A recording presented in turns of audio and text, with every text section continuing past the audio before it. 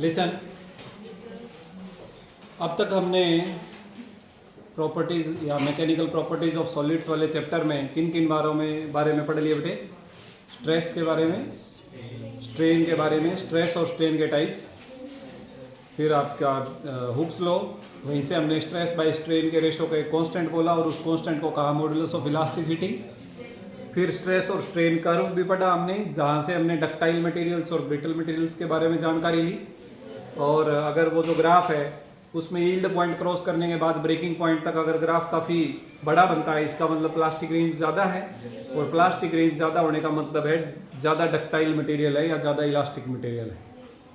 ये सारी बातें हम कर चुके हैं, एम आई राइट? एक टेबल आप बच्चे यहाँ एनसीईआरटी से देख रहे हैं आपके सामने, इसको मैं थोड़ा सा बड़ा करके आप बच्चों को थोड़ा सा यहाँ से बताना चाहता हूँ। ये टेबल किस बारे में है? Stress, strain and various elastic modulus. तो यहाँ क्या दिया हुआ है आपको? टाइप्स ऑफ स्ट्रेस, टेंसाइल या कंप्रेसिव, यानी यहाँ पर नॉर्मल स्ट्रेस की बात कर रहे हैं। किसकी बात कर रहे हैं? Normal stress. नॉर्मल स्ट्रेस में two equal and opposite faces perpendicular to opposite face, जो दो फेसेस हैं उन दोनों के ऊपर स्ट्रेस रहता है। मान लीजिए क्रॉस सेक्शनल एरिया, सपोज करते हैं ये जो मार्कर है, मैं अगर इसको कुछ फोर्स लगा के दबाऊं तो इसमें स्ट्रेस दोनों जो फेसेस हैं इनके परपेंडिकुलर डायरेक्शन में लगता है। क्लियर हुई बात? अब यहाँ पर बात ये कर रहे हैं कि जो स्ट्रेन आएगा वो कैसा आएगा? एलोंगेशन भी आ सकता है, कंप्रेशन भी आ सकता है, लेंथ बढ़ भी सकती है, कम भी हो सकती है। इसके बाद में कह रहे हैं change in shape, yes, shape में बदलाव होगा। अगर लेंथ बढ़ेगा या घटेगा। क्या वॉल्यूम में बदलाव होगा? नहीं। वॉल्यूम में बदलाव क्यों नहीं होगा? क्योंकि अगर हम लेंथ को खींचकर बढ़ा देंगे तो एरिया ऑफ क्रॉस सेक्शन कम हो जाएगा। तो जितना आपने लेंथ बढ़ाया उसके अकॉर्डिंगली उतना ही एरिया कम नहीं होगा, उसके अकॉर्डिंगली एरिया इस प्रकार से कम होगा कि वॉल्यूम क्या रहेगा? फिक्स रहेगा। क्या रहेगा बेटे? वॉल्यूम। जैसे मान लीजिए हम थोड़ा सा इसमें बात करना चाहें, अगर ये हमारे पास कोई बॉडी है और इसको हमने यहाँ पर फिक्स कर दिया और यहाँ से एक फोर्स लगाया इस डायरेक्शन में, और सुपोज करते हैं कि फोर्स लगाने पर इसका नया लेंथ ये हो गया। क्लियर? तो पहले की इसकी लेंथ है हमारे पास L1 और बाद की इसकी लेंथ हमने क्या मान ली बेटे? L2। और पहले का जो इसका एरिया है मान लिया हमने A1 और बाद का इसका जो एरिया हो गया क्रॉस सेक्शनल एरिया, इसे क्या मान लिया बेटे? A2। तो क्या चीज कांस्टेंट रहेगी? वॉल्यूम कांस्टेंट रहेगा। तो पहले वॉल्यूम कितना था? Area into length A1 L1। बाद में वॉल्यूम कितना हो गया बेटे? A2 L2। तो ये क्या रहेगा? कांस्टेंट। क्योंकि हमने सर्कुलर क्रॉस सेक्शन का एरिया ले रखा है। सर्कुलर क्रॉस सेक्शन है ना, बॉडी सिलिंड्रिकल है, तो उसका एक फेस क्या रहता है बेटे? सर्कुलर रहता है। तो सर्कुलर है तो ये एरिया क्या आ जाएगा बेटे? पाई R1 स्क्वायर इंटू ये हो गया L1। A2 क्या आ जाएगा बेटे? पाई R2 स्क्वायर इंटू L2। इस प्रकार से कई बार क्वेश्चन हमें पूछे जा सकते हैं कि भाई इतना फोर्स लगाया हमने, एक सिलिंड्रिकल क्रॉस सेक्शन की बॉडी है जिसका डायामीटर इतना है, इतना फोर्स लगाया, यंग्स मॉडुलस दिया हुआ है, बताइए उसका नया एरिया कितना होगा या नई लेंथ कितनी होगी? कुछ ना कुछ उसमें इस प्रकार पूछ लेंगे। तो वहाँ क्या कांस्टेंट रखना है हमने? वॉल्यूम कांस्टेंट रखना है। अंडरस्टूड और नॉट? और वॉल्यूम होगा बेटे एरिया इंटू लेंथ, और एरिया क्योंकि सर्कुलर है तो पाई R स्क्वायर। और ये जरूरी नहीं कि एरिया सर्कुलर हो, आपके पास रोड भी हो सकती है ना क्यूबॉइड शेप की, जिसमें जो लेंथ है बड़े वाली तो लेंथ हो गई और ऊंचाई और गहराई ब्रेड तो राइट का काम करेगी। तो इसके अंदर वॉल्यूम क्या होगा? अगर मान लीजिए ये इस प्रकार की रोड ना हो तो फिर क्या होगा? Length into breadth into height, ये होता है ना वॉल्यूम। तो आपने लेंथ बढ़ा के कितना कर दिया? L डैश, और हम मान लेते हैं कि उसका B डैश और H डैश दोनों चेंज हो गए, ब्रेड्थ भी चेंज हो गया और हाइट भी चेंज हो गया, तो ये आपके पास वॉल्यूम रहेगा। Any doubt anybody? तो इस प्रकार से हमने क्वेश्चन के ऊपर बेस देखना है कि किस प्रकार से क्वेश्चन दिया हुआ है। तो जब हम नॉर्मल स्ट्रेस लगाते हैं और जब स्ट्रेन लेंथ में आता है तब हम ये कहेंगे कि शेप में चेंज होगा, वॉल्यूम में चेंज नहीं होगा। इलास्टिक मॉडुलस का फार्मूला हम पहले ही कर चुके हैं, FL divided by A delta L। Name of modulus हो गया स्टेट ऑफ मैटर। ये बातचीत जो हमने करी ये किस स्टेट के ऊपर वैलिड है? ये बेटे ओनली सॉलिड्स के ऊपर वैलिड है। मुझे एक बात बताओ, क्या गैसेस की खींचकर हम लेंथ बढ़ा सकते हैं? अब इस कमरे में गैस है, कई सारी गैसेस का मिक्सचर है, तो क्या हम उसको खींच के उसकी लेंथ बढ़ा देंगे? नहीं। इसका मतलब गैसेस के ऊपर क्या चीज नहीं एप्लीकेबल रहेगा? चेंज इन लेंथ एप्लीकेबल नहीं रहेगा। क्या नहीं एप्लीकेबल रहेगा बेटे? Change in length. अच्छा और बताइए गैसेस और लिक्विड्स पे क्या क्या? अच्छा लेंथ लिक्विड कूलम का बढ़ा सकते हैं क्या? नहीं बढ़ा सकते। लिक्विड और गैसेस फ्लूइड मटेरियल होते हैं बेटे, और ये जिस वेसल में डाले जाएंगे उसी वेसल की शेप ले लेंगे। जैसे मान लीजिए हमने इस गिलास के अंदर पानी डाल दिया, इस गिलास में पानी डालेंगे तो पानी की शेप गिलास की जैसी हो जाएगी ना। क्या हम उसको ऐसे पकड़ के खींच के पानी को लंबा कर सकते हैं? Not possible. तो ना ही तो गैसेज में ऐसा पॉसिबल है, ना ही लिक्विड्स में ऐसा पॉसिबल है। तो यंग्स मॉडुलस गैसेज और लिक्विड के ऊपर एप्लीकेबल नहीं रहेगा। रिजिडिटी मॉडुलस यानी शेप चेंज करना। जैसे मान लीजिए हमने इस प्रकार से क्यूब शेप का कोई कंटेनर ले रखा है, उसके ऊपर फोर्स लगाएंगे तो कंटेनर की शेप तो चेंज हो सकती है, उसके बिहाफ पर तो गैस और लिक्विड उसमें वही वाली शेप ले लेगा। लेकिन क्या लिक्विड और गैस, ये जो कमरा है इस कमरे में हम ऐसे कर सकते हैं, इस गैस को इधर शिफ्ट कर सकते हैं क्या? सिर्फ आप कंप्रेस कर सकते हो। गैसेज और लिक्विड्स को आप सिर्फ और सिर्फ क्या कर सकते हो? कंप्रेस कर सकते हो, या उसका वॉल्यूम बढ़ा भी सकते हो। तो वॉल्यूम में चेंज किया जा सकता है। इसका मतलब ओनली कौन सा मॉडुलस उसके ऊपर एप्लीकेबल रहेगा? जिसमें वॉल्यूम इंक्लूड होता हो। वॉल्यूम किस में इंक्लूड होता है? बल्क मॉडुलस में। किस में इंक्लूड होता है बेटे? तो आप यहाँ पर देखेंगे बल्क मॉडुलस में सॉलिड, लिक्विड, गैसेज तीनों के ऊपर ये वैलिड रहेगा। रिजिडिटी मॉडुलस भी सिर्फ सॉलिड्स के लिए और यंग्स मॉडुलस भी सिर्फ सॉलिड्स के लिए। इन दोनों में आप टेबल से यहाँ से ये भी पता कर सकते हैं जो शियर है, शियर मॉडुलस या रिजिडिटी मॉडुलस, उसके अंदर शेप में कोई बदलाव होगा क्या? यस, शियर मॉडुलस में शेप में बदलाव होता है। वॉल्यूम में नहीं, वॉल्यूम नहीं बदलता है। तो ये हो जाएगा। और ये हाइड्रोलिक, हाइड्रोलिक के अंदर अपने पास किस में बदलाव होता है बेटे? वॉल्यूम में बदलाव होता है। शेप में बदलाव होता है क्या? शेप में बदलाव नहीं होता। जैसे मान लीजिए गुब्बारा है, कम हवा भरेंगे, सफेरिकल शेप का है, वॉल्यूम कम है। हवा ज्यादा भर देंगे, वॉल्यूम बढ़ जाएगा, लेकिन शेप तो सफेद ही रहेगी ना। हम बोलो बेटे, शेप सफेद रहेगी कि नहीं रहेगी? बताओ शाबाश। ठीक है, अगर गुब्बारे में कुछ हवा निकाल देंगे तब वॉल्यूम उसका कम होता जाएगा, लेकिन सफेरिकल शेप का ही बना रहेगा। एम आई राइट? ठीक है जी। तो इस प्रकार से हम जो भी एनसीईआरटी के अंदर कंटेंट दे रखा होता है ना बेटे, कोई भी कंटेंट ऐसा नहीं है जो हमारे काम का नहीं है। हर कंटेंट से हमें कुछ ना कुछ इन्फॉर्मेशन निकालनी चाहिए। जैसे कि इस टेबल की अपन बात कर लेते हैं। ये टेबल हमारे पास किसकी है? बल्क मॉडुलस शो कर रहा है। बल्क मॉडुलस जैसे एल्यूमिनियम का इन्होंने कितना दिखा रखा है? बोलो शाबाश। 72 multiplied by 10 raise to power 9। ये बात कभी भी ना भूलें। तो इसकी value 72 into 10 raise to power 9 है बेटे, पास्कल में, न्यूटन पर मीटर स्क्वायर में। क्लियर हो गया? ठीक है जी। इसी प्रकार ब्रास, कॉपर। अब आप इस टेबल से ये देख सकते हैं कि जो भी सॉलिड्स हैं, इन सॉलिड्स में सबसे ज्यादा किसका है बेटे बल्क मॉडुलस? निकल का। और इसके बाद में अगर आप लिक्विड्स की बात करें तो सॉलिड से कम है कि ज्यादा है? कम है। और गैस की बात करें तो और कम है कि ज्यादा है? अच्छा, अगर मान लीजिए आप याद करना चाहें कि एयर का बल्क मॉडुलस कितना है, तो कितना है? 1 into 10 to power -4 multiplied by 10 to power plus का 9। तो क्या बन जाएगा? 10 टू पावर 9 से मल्टीप्लाई करने पर 1 इंटू 10 टू पावर 5 पास्कल। ये एयर का है।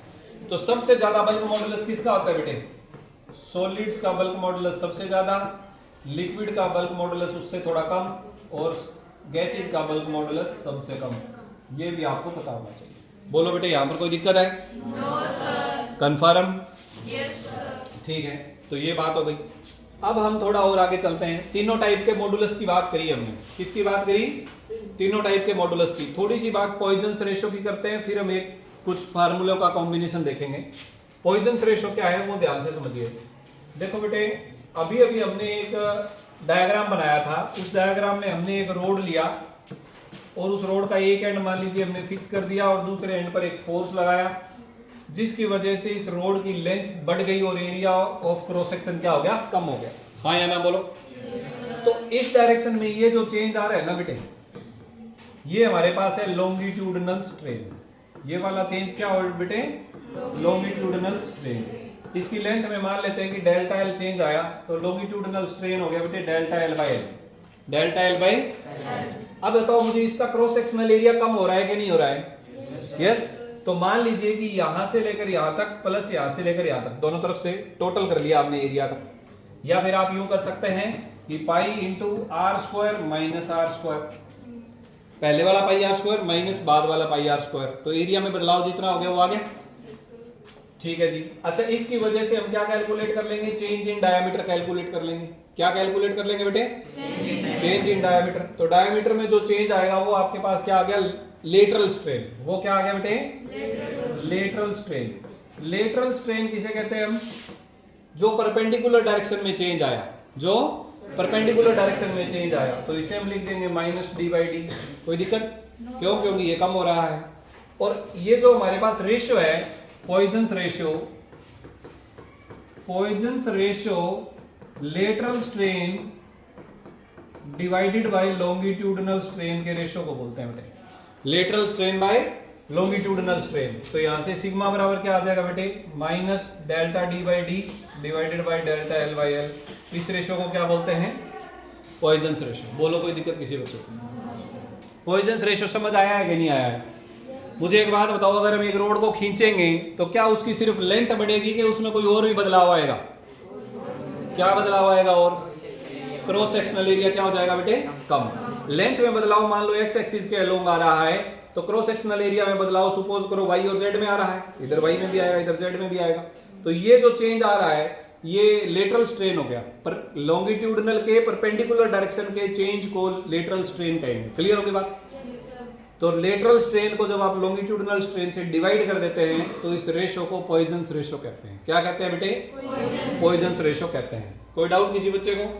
यहाँ पर कुछ मटेरियल के पॉइजन्स रेशियो की बात इन्होंने करी हुई है। देखिए नंबर एक बात तो it has no units and no dimension. क्यों? क्योंकि ऊपर भी स्ट्रेन है नीचे भी स्ट्रेन है, तो पॉइजन्स रेशियो सिर्फ एक नंबर को शो करता है। सिर्फ किसको शो करता है बेटे? नंबर को शो करता है। For steel the value of Poisson's ratio is between 0.28 to 0.30। 0.28 से लेकर 0.30 के बीच में पॉइजन्स रेशियो की वैल्यू होगी। किसके लिए? स्टील के लिए। Keep in mind. And for aluminium it's value is 0.33। तो इस प्रकार से हम क्या कैलकुलेट कर सकते हैं? पॉइजन्स रेशियो कैलकुलेट कर सकते हैं कि कितना लेटरल स्ट्रेन आया, कितना लॉन्गिट्यूडिनल स्ट्रेन आया ऑन बिहाफ ऑफ दैट। अब यहाँ पर आप देखें कुछ हमने फार्मूले लिखे हुए हैं। ये फार्मूले हालांकि इस साल 2023-24 के सेशन में मैंने देखा कि हमारी जो नई एनसीईआरटी की बुक है उसमें गिवन नहीं है। हो सकता है इससे रिलेटेड कंटेंट इन्होंने हटा दिया हो, बट फिर भी ये फार्मूले इंपॉर्टेंट है। बाय एनी चांस अगर ये नहीं हटाए तो हमें ये फार्मूले याद होने चाहिए। आप इन फार्मूलों को नोट कर लेंगे। ये फार्मूले किस किस के बीच में, पहले यहाँ बोर्ड पर ध्यान दें। जो फार्मूले मैंने लिखे हैं यहाँ पर, y क्या है बेटे?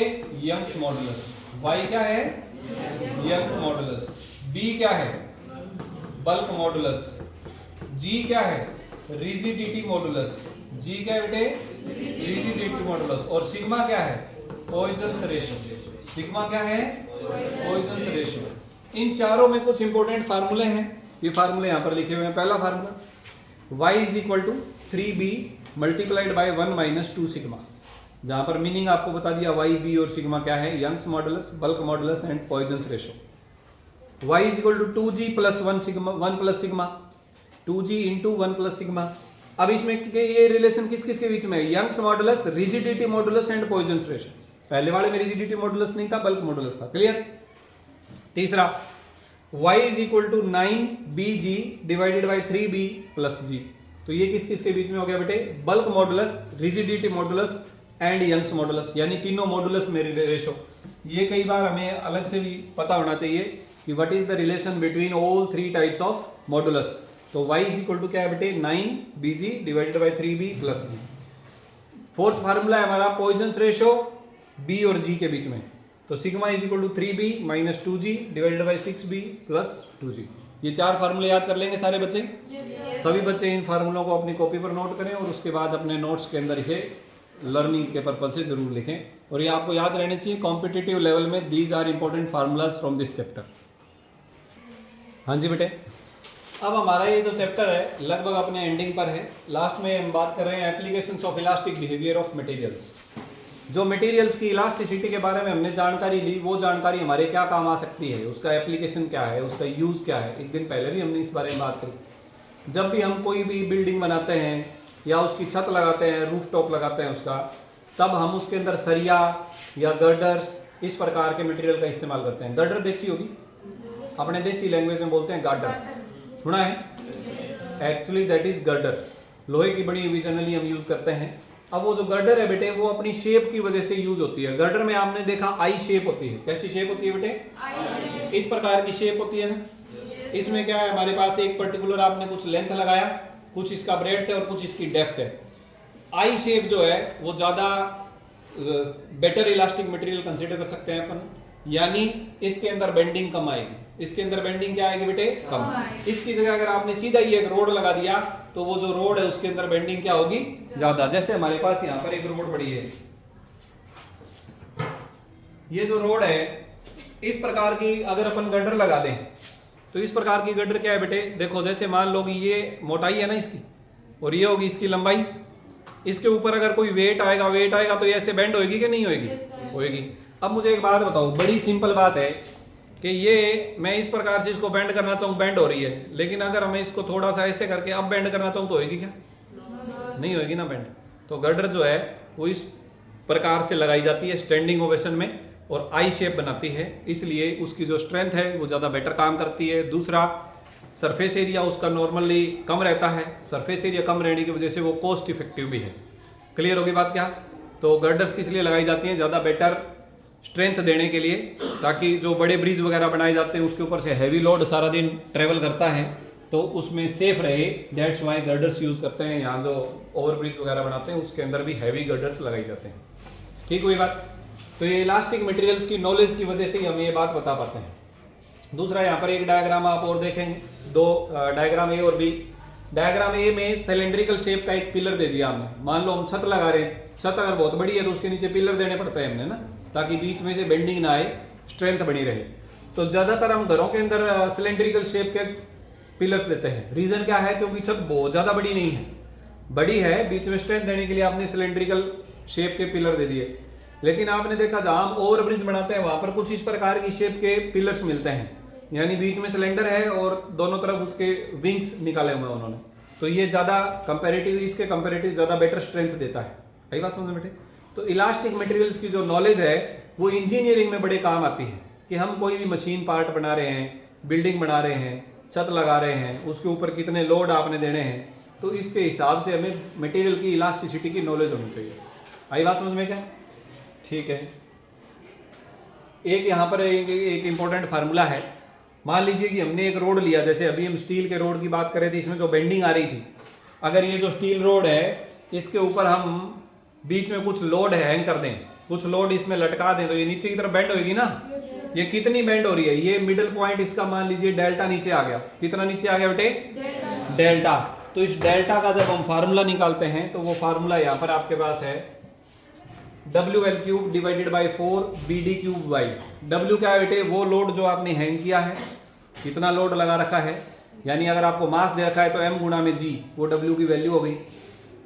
L क्या है बेटे? लेंथ, इस रोड की लंबाई। B क्या है? इसकी ब्रेड्थ, चौड़ाई कितनी है। और D क्या है बेटे? डेप्थ कितनी है। और Y क्या है? इस मटेरियल का यंग्स मॉडुलस। बोलो कोई दिक्कत? This is an important formula. इस चैप्टर में से ये बेंडिंग वाला फार्मूला कॉम्पिटिटिव सेक्शन में बड़ा ही इंपॉर्टेंट फार्मूला है। कई बार क्वेश्चन इस फार्मूले पर बेस आते हैं, तो इस फार्मूले को आप अलग से नोट भी रखें। एक बात शायद मैंने आपको पहले भी बताई हो कि हर एक चैप्टर की फार्मूला फाइल बना लिया करो, अलग से हर चैप्टर के फार्मूले चैप्टर के खत्म होने के बाद लिख लें। 10-15 फार्मूले होते हैं, फिर उन्हें 5 मिनट में ही हम रिवाइज कर सकते हैं। अगर हमें फार्मूले याद होंगे तो हम न्यूमेरिकल्स को आसानी से सोल्व कर सकते हैं। बोलो इस फार्मूले में कोई दिक्कत है? इसका डेरिवेशन हमारे से रिलेटेड अभी नहीं है, सिलेबस में इंक्लूड नहीं किया गया है, तो हम इसके डेरिवेशन की तरफ नहीं जाएंगे। तो ये हो गया बेटे कि इलास्टिसिटी जो है वो। अच्छा, एक इंपॉर्टेंट एग्जांपल और यहाँ पर इन्होंने दिया हुआ है। अर्थ के ऊपर जो पहाड़ियाँ होती हैं, उन पहाड़ियों की कितनी ऊंचाई हो सकती है मैक्सिमम? जैसे माउंट एवरेस्ट है, माउंट एवरेस्ट की ऊंचाई लगभग 9 किलोमीटर है, 8,848 मीटर के आसपास कुछ है ना। तो क्या ये इससे ऊंची भी हो सकती है? क्या इससे और ज़्यादा ऊंची पहाड़ियाँ हो सकती हैं? कोई एक पहाड़ी ऐसी हो जो मान लो 12 किलोमीटर ऊंचाई की हो अर्थ के ऊपर? Is it possible? ये बातें भी हम इलास्टिसिटी की नॉलेज की हेल्प से पता कर सकते हैं। कैसे? अब हमारे पास जो पहाड़ियाँ बनी हुई वो किससे बनी हुई बेटे? पत्थर से बनी हुई हैं। तो उसके बॉटम में भी क्या है? पत्थर है। उस पत्थर के ऊपर जैसे जैसे आप लोड डालते जाएंगे उस लोड के अकॉर्डिंगली उसमें कंप्रेशन आएगा कि नहीं आएगा? भाई सिंपल बात है, मॉडुलस ऑफ इलास्टिसिटी जो है वो सभी मटेरियल के लिए है ना, सॉलिड्स के लिए भी इक्वली वैलिड है।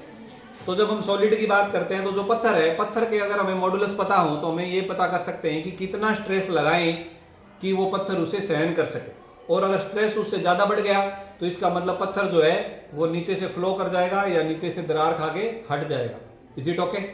तो इसके लिए हमें क्या पता होना चाहिए कि एक पहाड़ी हमने मान ली, कुछ ऊंचाई उसका ले लिया, उसके बॉटम में प्रेशर कितना होगा बेटे?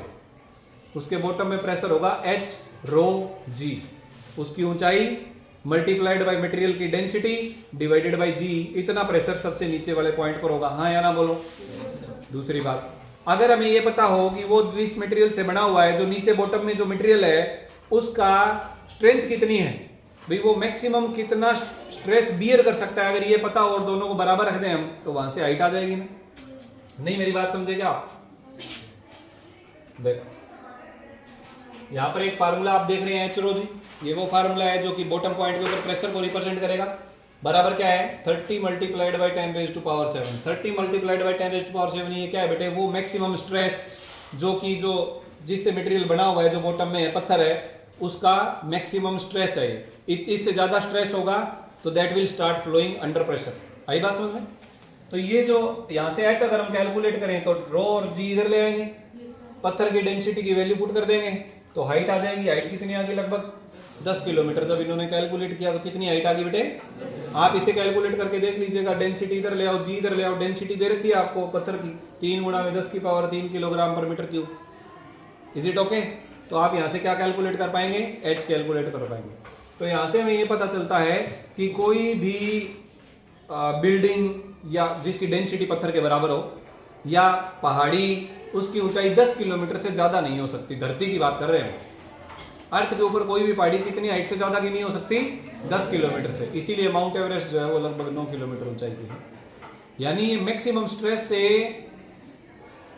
अब ऐसा भी नहीं होता है कि मान लीजिए कि एक तार लिया हमने और वो तार 10 किलोग्राम लोड उठा सकता है और 10 का 10 किलोग्राम हमने लटका दिया, अभी 10 किलोग्राम तो उठा ही लेगा। 10 किलोग्राम से अगर 1 ग्राम भी ऊपर हो गया तो टूट जाएगा ना वो। तो इसलिए ऐसा जरूरी नहीं है कि हाइट पूरी 10 किलोमीटर ही होगी। ये मैक्सिमम हाइट है जो अर्थ बियर कर सकती है। इससे ज़्यादा ऊंचाई बियर ही नहीं कर सकती। तो उससे थोड़ा नीचे रह गया माउंट एवरेस्ट, अप्रोक्सीमेटली 9 किलोमीटर।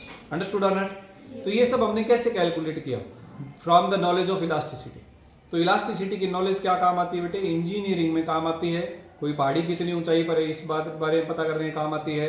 लोहे के गटर हमने लगाने हैं या स्टील के गटर लगाने हैं, उनकी बेंडिंग स्ट्रेंथ कितनी होनी चाहिए, ये हमें पता करने में इलास्टिसिटी काम आता है। हैवी लोड उठाने के लिए आपको रस्सियाँ बनानी है। एक दिन पहले हमने बात करी स्टील की रस्सियाँ बनाते हैं क्योंकि स्टील बेस्ट इलास्टिक मटेरियल है। कैसे पता चला? उसके यंग्स मॉडुलस को कैलकुलेट करके। तो ये सब नॉलेज हमें कहाँ से मिलती है बेटे? इलास्टिसिटी से मिलती है। Is that okay? थ्योरेटिकली हमारा चैप्टर कंप्लीट हो चुका है। इसके अंदर कुछ न्यूमेरिकल्स थे, वो भी हमने solved numericals already we have discussed. इसके बाद यहाँ पर क्या आ जाते हैं, एक बात मैं आप बच्चों को और बताना चाहूँगा। जैसे ही आपका चैप्टर खत्म होता है, चैप्टर की समरी दे रखी है, इसे पढ़ोगे तो एक बार हाईलाइट आ जाएगी भी चैप्टर में हमने क्या क्या पढ़ा। Points to ponder, important points यहाँ पर दे रखे हैं। इसके बाद आगे बेटे आपके पास एक्सरसाइज, यानी आप बच्चों को क्या पता करना है। अभी यहाँ से न्यूमेरिकल करेंगे तो नॉलेज जो है वो हमारी और ज़्यादा कंसेप्ट क्लियर करेगी। कोई डाउट है?